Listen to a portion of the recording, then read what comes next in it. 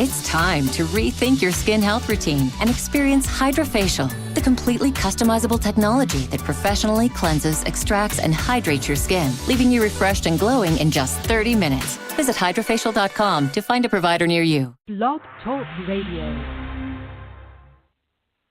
Welcome, world. Welcome once again to Tuesday Talk with Key West Lou. I am your host, Louis Patron. Well, another fantastic week. Worldwide, every place, turmoil, excitement, wars, lies, deceit. I wonder where we're going all the time. It gets confusing after a while. I remember when things were sedate and we didn't get up every morning and put on television wondering what had happened in the last 12 hours during the night that was bad. We turned on the television to see the morning news that was sedate, or some kind of musical show, or husband and wife, or a man and a woman talking to each other and having coffee, the Breakfast Club of some sort. Not that way anymore. Okay, we're going to take a trip tonight. We're going to go all over the world tonight a little bit. We're going to start with Vietnam, then Venezuela, the Panhandle in Florida, the Florida Everglades. Then we're going to go to medieval Europe. We're going to go back almost 1,000 years. Then we're coming back to Naples, Italy, Atlanta, Georgia, and hopefully, if I have time, Key West, Florida. At this very moment, Donald Trump and Kim Jong-un are sitting somewhere in Vietnam with their second summit in about a year, even less than a year perhaps. These guys love each other. At least that's what Donald Trump tells us. Kim writes some beautiful letters. And we're going to have peace in our time because Trump is speaking. I think they've already done it. He wanted to speak with Kim alone. No one on either side there except these two men and a translator or translators if necessary. I think Trump's ashamed for the world to know what he's giving away for nothing and when he does these deals and these talks. Anyhow, they're there, and I'm going to tell you what's going to happen. I predict. Easy. You would predict the same way. Nothing's going to come out of this. Nothing is really going to be accomplished. Trump's going to walk out and say, "We won." Kim's going to smile. 6 months from now, the United States got crap out of this. Kim got something. Because Trump, the great negotiator, does not know how to negotiate on the world scene. You know what this reminds me of? Because you know he's going to lie. Trump's going to come out. If the world fell on our nation tonight, he'd come out and say it's a good thing all the soil and everything's sitting on all of us. It's something I won, and I did it for you, my friends. He's crazy. He reminds me of Wilt Chamberlain. Do you remember? Prime Minister of England. He confronted Hitler for the 80th millionth time in 1938. He went to Munich. He flew to Munich to avoid a war, and he negotiated with Hitler, but Hitler took total, absolute advantage of him. And when Chamberlain came back to London, as he was getting off the plane, standing on the steps, he's waving a piece of paper, and he's yelling to the crowd, "Peace in our time, peace in our time." Within 1 year, Hitler was invading all over Europe, okay? We won, he was telling his people. They didn't win. He was bullshitting his people, though I think Chamberlain may have been an honest man. He was incompetent. Like Trump bullshits us, he's not competent and he's not an honest man. That's how I feel about him. Now, Trump can't not lose. He refuses to lose in this present negotiation with Kim, and there's two reasons why. But he's going to lose, but he's going to come out and lie and say he won, and probably half this country is going to believe him. There's two reasons. One, he's setting himself up to build a hotel, the Trump Tower in North Korea. You can see it. How many times has he said, "I told Kim, boy, I can make you a lot of money." This is a wise guy from a street corner in New York City. You're in between China and Japan. What a great vacation place, great beaches, etc. That's number one, what he's going to want to do. Number two, he wants to win the Nobel Peace Prize. Just a year ago, we were going to go to war. I was afraid that Trump had pushed us into a war. He pushed Kim's back to the wall. Kim had no choice but to send missiles over here. and they were yelling, calling each other names. Then Trump pulled the typical. He stepped back and said, wait, let's talk. And then he said, see what I did? I stopped a war that he had tried to initiate or did almost initiated. He wants to win the Nobel Peace Prize. This would be big if there's definitely peace with North Korea.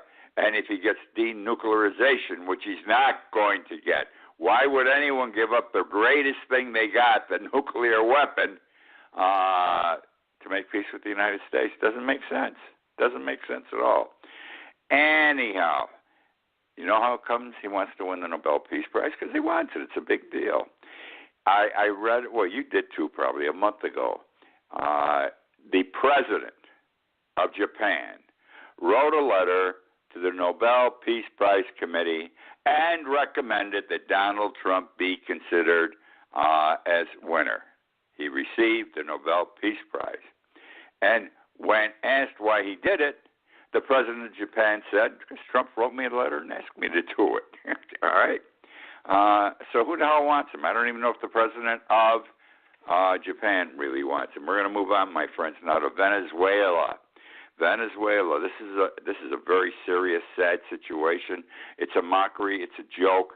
It's horrible. All right, here's the story. Understand, I have been following Nicolas Maduro and Venezuela for 5 years, dutifully. You think I was taking a college course, making notes, reading everything I can every day on them. And I got interested back when the people of Venezuela ran out of food, and they ate their household pets. They killed and ate their household pets. Afterwards, when the pets were gone, they attacked the zoos and took the animals, cut them up, and ate the animals. And they've done other horrible things because they don't have any food. Things aren't working well. Well, Trump keeps saying, I feel sorry for these people. Oh, my God. 6 months ago, he said, maybe we're going to have to invade Venezuela to help the people. Now he's got some people in North America and South America joining with him. We should help these people in Venezuela because it's a humanitarian effort, and he's sending food. He's got food on the border. You saw the pictures on the internet and on television. Food, great cases of food being shipped in, flown in, because we got to feed these people. And he's backing, the United States is backing the upstart, the usurper in this matter, okay, who was not truly elected. I won't get into the details how I understand these things, but it's not important tonight. The usurper is not really president, but he wants to be president, and Donald Trump supporting him, and many other countries, the leaders are also. They expected a revolution this past weekend, but I have been writing and saying for 2 years, don't help the Venezuelan people because they won't help themselves. They refuse to make Molotov cocktails, to pick up guns, to pick up rocks, to pick up stones, to pick up sticks, and attack the army. Okay? Maduro supporters. I don't know why. Maybe they're afraid. I'd be afraid too, probably.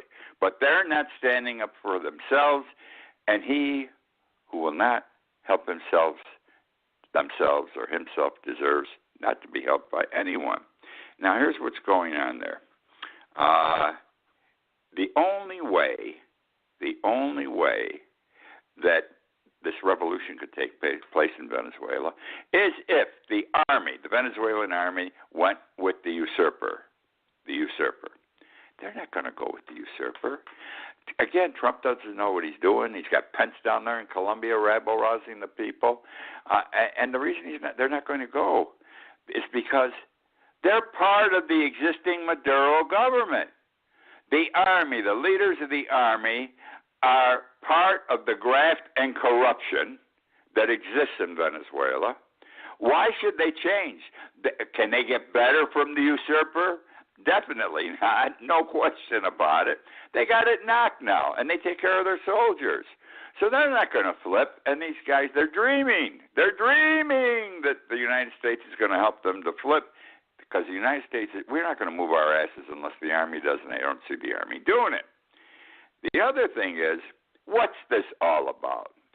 Do you believe that Donald Trump is truly a humanitarian? He cares about the people of Venezuela and they don't have enough food to eat. This guy doesn't even care about his own citizens in the panhandle of Florida and in Georgia. And what is it, 4 or 5 months since Hurricane Michael?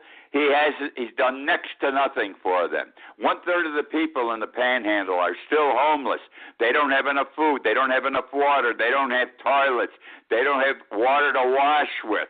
Okay, that's how bad it is. That's how bad it is. And what's he doing to help them? There's a humanitarian cause.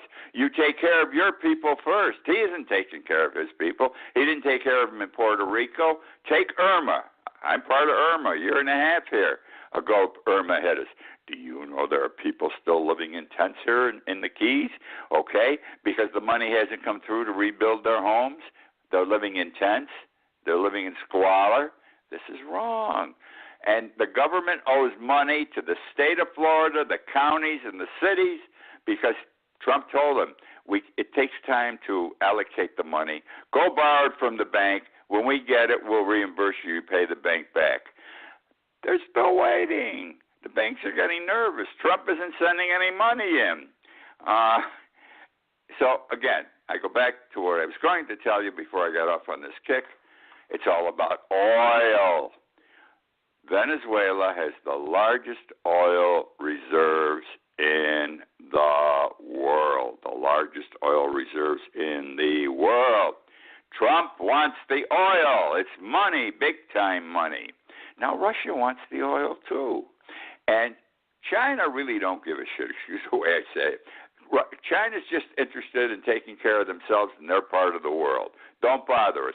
But they're backing Russia on this deal. So it's Russia and China against the United States ultimately to see who's going to control the oil in Venezuela. And this is what it's all about. Follow the dollars. Same story. Now we're going to go talk about the Panhandle, which I was screaming about a few moments ago in northern Florida. They got hit with a hurricane, a Category 5. I mean, the Panhandle's desolate. These are all relatively small cities. They're wiped out, and they're not getting the help. Recently, when Congress wasn't in session, their congressman, his name is Neil Dunn. He's a Republican. He's from Panama City. He had to go home. He was on vacation. He was reluctant to go home because he had not provided for his people. He had not gotten the Republican Trump administration to provide and help his people. The people of the Panhandle claim they are a forgotten people. Yet, follow what I'm going to share with you. The House of Representatives appropriated $12 billion. The Senate changed that number to $14 billion. This is months ago for these people in the Panhandle. They haven't seen a penny of it yet. And it should have been in the budget that was recently passed so we didn't close down the government again. But the Republican Senate said, no, we will not put it in. Now, this doesn't make sense because these people need the help. And the money's already appropriated. It's a couple of more paragraphs. That's all to get it done. Understand again that from the Panhandle through Georgia, 1/3 of the people living there are still homeless. Now, Marco Rubio, our senator from Florida, who I sometimes like and I sometimes dislike. I think I dislike him more because he talks out of both sides of his mouth. He's a good-looking guy. I thought he was presidential timber once. I don't anymore. Anyhow, he says he's upset. He thought some money should go to the Panhandle. He says Trump is holding the money back as a bargaining chip because we're going to have another budget battle soon, and it's going to be over the lofty spending. We're going to have to make some government cuts, spending cuts, and he's going to hold out this money that was supposed to go to the Panhandle, and he's going to use it to squeeze. They'll get their money, but the other side, the Democrats, are going to have to give up on something else. Now, this is wrong.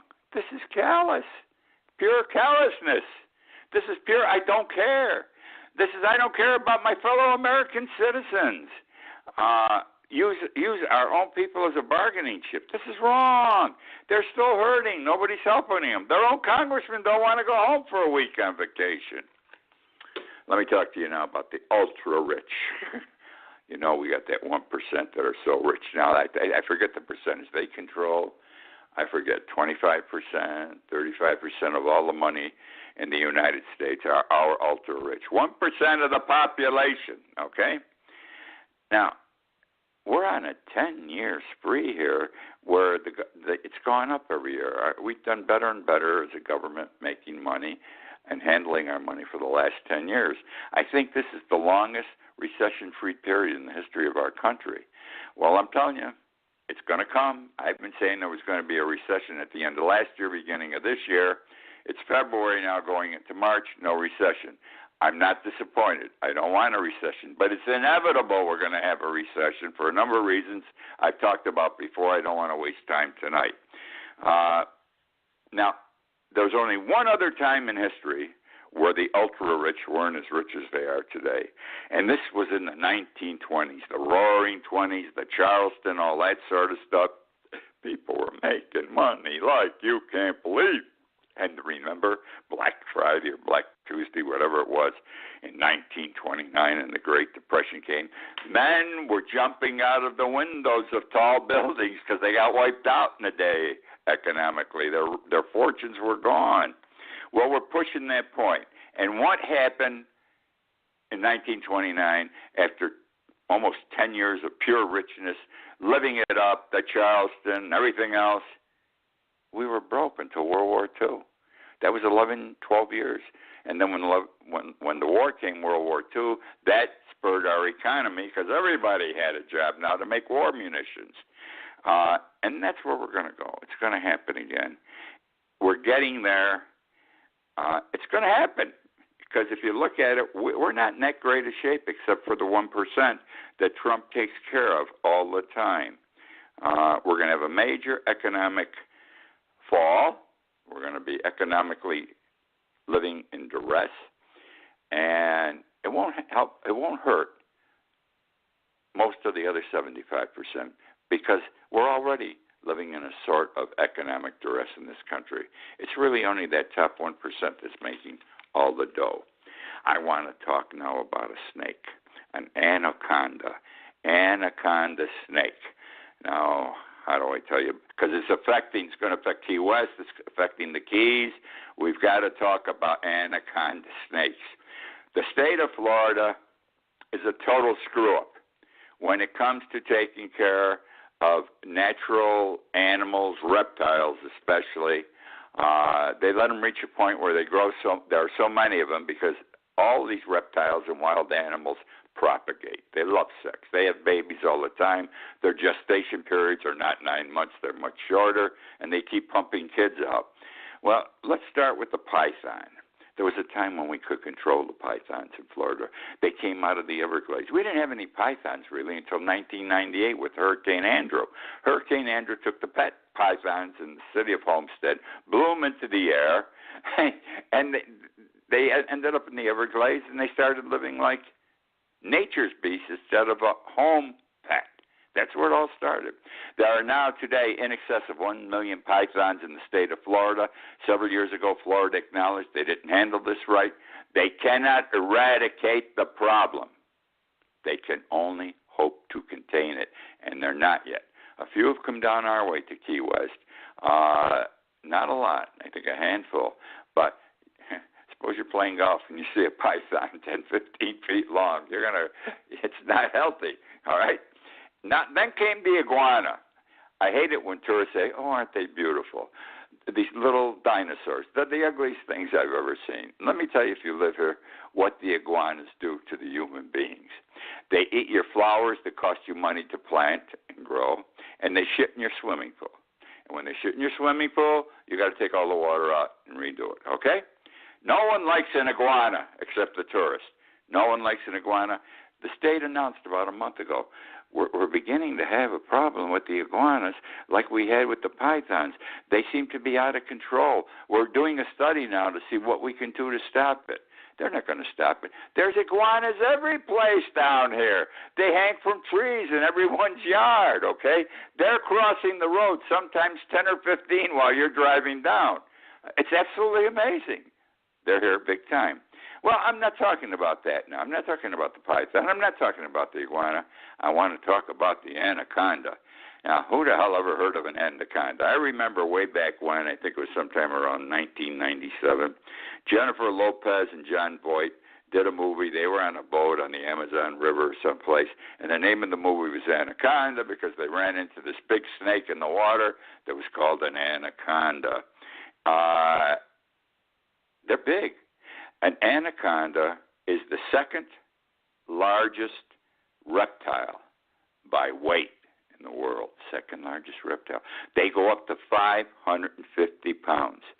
They also have the distinction of being the second longest reptile in the world. They're here, and they're coming. They all get in the Everglades. I don't know how. They're coming out of the Everglades. And let me tell you why I find it strange. I did a little homework on this a couple of days ago. The anaconda comes out of South America. Well, how the hell did they come out of South America? They don't land in Key West. They start in the Everglades, which is on the other side of Miami, and they're coming down from there. We haven't seen any here in Key West. I don't know of any in the Middle Keys yet, but they're on their way. And this is the state also said, we got another new danger, the anaconda. We got to work on this before it's too late. We can't let happen what happened with the python and perhaps may happen with the iguana. This is wonderful, isn't it? We get all these big reptiles. Okay, where are we? Oh. I'm going to talk to you about the church, Catholic Church, and sex. I'm a Catholic. I'm a fallen away Catholic. I didn't fall away because of the sex problem. I fell away before the sex problem. But let me talk to you about this a bit. We know how terrible it is. I've talked about this, I think, every show for the last 4 weeks because something happens every week. It was, 2 weeks ago, the Pope announced that now there was a problem with the nuns, that the priests were having sex with the nuns, then the nuns are getting pregnant and they have abortions, or the child's permitted to be born and then nobody can take care of the child. It's a problem. And that in France, a certain set of nuns, a small community, came under the bishop's thumb, and they had a sex cult, sex slavery. The women nuns were slaves. This is disgusting. This is on top of 30, 40 years of pedophilia. We're dealing with this. Okay, so you sit back and you say, why? Well, Pope Francis last week called all the cardinals and many of the bishops to Rome, to the Vatican, and had a 2 or 3 day meeting on how do we deal with the sex problem. So I did a little homework. We know that way back, a lot of the popes would marry. They're not supposed to marry, and they'd have children. Then some of the popes, they didn't break the rule about marrying. They didn't marry, but they did have children because they had sex. Then I got involved with the Knights Templar. The Knights Templar. Hold on one second here. Okay, the Knights Templar. They were a religious order. They began in 1119, and by 1307 they were dead. They were only alive 200 years. But boy, they did a lot in 200 years. The Knights Templar were men. They were anti-female, supposedly. They were anti-female. They had a code of conduct. 72 rules designed to keep them humble, chaste, and obedient. They were somewhat humble and obedient. Chastity, forget. Knights Templar were basically homosexuals, okay? They pretended that women did not exist. They didn't talk about or associate with women. The rule said, look not too much on the face of a woman. There was to be no kissing of a woman, including one's mother, okay? And never embrace a woman because that will cause you to perish. You will burn to death on the spot. Now, if a Knight Templar lived with a woman, not lived with a woman, was found lying with a woman. In other words, he's having sex with her. He's to be put in irons immediately. Okay. Never talk with another member of the Knights Templar about the pleasures of a woman, because then you and he will become peddlers of filth. Well, this is all very interesting. Now, they started off as, these were poor guys who joined. They really joined because they wanted a free meal, and they became members of the Knights Templar. They only lasted 200 years.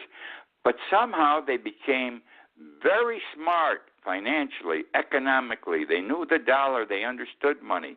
And within 200 years, they were the strongest economic power in Europe.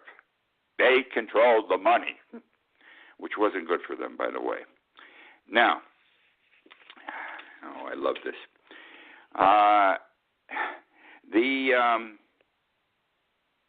What did they do? Okay? They had sex temples. This is a Catholic religious order. They practiced sodomy. They loved homosexual sex, butt sex. They spit on the cross. Don't ask me why. It's a Catholic order supported by the Pope, but they spit on the cross. When they became a Knight Templar, one of the things they had to do was to open the cheeks of a knight and give him a deep kiss in his, and the term they use is anus, in his anus. The anus was big in their writings of old. And then a big sloppy kiss, tongue to tongue. This is how it's written up. I'm giving it to you the way you can find it in history here, all right? They were terrible. The young gay men, you recall here, we've learned that 30, 40 years ago, many of our young men in the world who were Catholic went to become priests because they could hide their homosexuality in the priestdom, have sex with each other, and screw little children, especially little boys. Well, the gay men of their time, 1100 to 1300, they made a beeline to the local monastery for the very same reason. Well,